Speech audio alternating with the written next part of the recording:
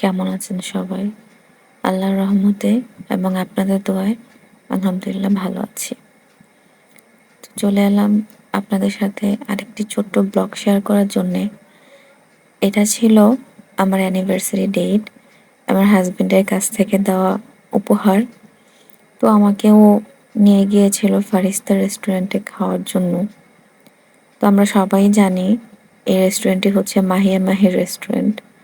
তো ও সবসময় বলতো, তো আমি বললাম যে তাহলে আমাকে নিয়ে চলো। তারপর আমার অ্যানিভার্সারির দিন চলে গেলাম ওখানে লাঞ্চ করার জন্য। তো ওদের ইন্টেরিয়রটা আমার কাছে ভালোই লেগেছে। কিছু ওয়ার্ম লাইট ছিল যেটার কারণে পিকচার খুব ভালো উঠছিল। আর কিছু সেট আপ ছিল পিকচার তোলার জন্য, খুবই ভালো। তো আমি এখানে মেনু দেখছিলাম, মোটামুটি আমার কাছে একটু হাই প্রাইসই লেগেছে। তো আমরা ২টা সেট মেনু নিলাম। আমি চিকেন নিয়েছি এবং আমার হাসব্যান্ড বিফ নিয়েছে। সকাল থেকে অ্যালার্জি প্রবলেম হচ্ছিল, তাই বিফ খাওয়ার সাহস করতে পারিনি। কিন্তু ওর বিফটাই বেশি মজার ছিল। ১ চামচ ওর কাছ থেকে খেয়ে দেখেছিলাম। তারপর একটু ক্যাশু নাট সালাদ খেতে ইচ্ছা করছিল, তো ওটা নিয়েছিলাম এবং সবার লাস্টে ডেজার্ট খেতে ইচ্ছে করলো। তো যেয়ে দেখলাম যে শুধু পেস্ট্রি আর পুডিংই রাখা আছে।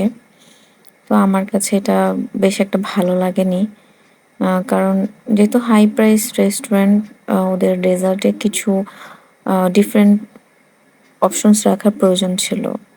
তো পুডিংটা এর চাইতে ভালো পুডিং আমিই বানাতে পারি। আমার কাছে এটা মনে হয়েছে খাওয়ার পর। তো ওদের ওইখানে লাইভ মিউজিক স্টেশন ছিল। তো আমরা যেহেতু বেশিক্ষণ থাকতে পারিনি, তো অল্প একটুই রেকর্ড করতে পেরেছি।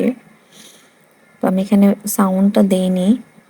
দেন আমার হাসব্যান্ড বলল যে ওদের রুফটপেও একটু সেটআপ আছে। তো গেলাম দেখতে যাওয়ার জন্যে, কিন্তু আসলে ওইদিন সারাদিন বৃষ্টি ছিল।